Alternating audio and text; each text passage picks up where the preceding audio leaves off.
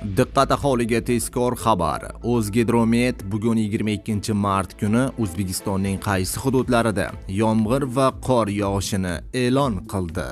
Assalomu alaykum.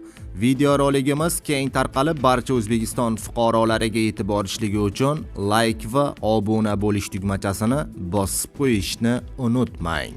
Diqqat! O'zgidromet markaziy 22 mart kuni kutilayotgan ob-havo prognozini e'lon qildi. Unga ko'ra, Qoraqalpog'iston Respublikasi va Xorazm viloyatida havo bulutli bo'ladi. Ba'zi joylarda yomg'ir yog'adi. Shamol tezligi 9-14 metr/sekundgacha kuchayishi mumkin. Harorat kechasi 5-10 daraja iliq, kunduzi 12-17 daraja iliq bo'ladi. Buxoro va Navoiy viloyatida ba'zi joylarida yomg'ir yog'adi.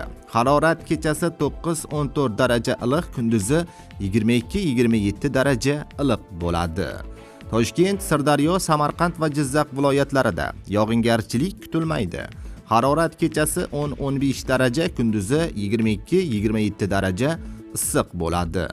Qashqadaryo va Surxondaryo viloyatlarida yog'ingarchilik kutilmaydi. Harorat kechasi 7-12 daraja iliq, kunduzi 22-27 daraja iliq bo'ladi. Respublikaning tog'oldi va tog'li hududlarida ba'zi joylarida yomg'ir yog'adi, qor ko'chish xavfi ham e'lon qilingan. Harorat tog'li hududlarda kunduzi 13-18 daraja iliq bo'ladi, deyiladi xabarda.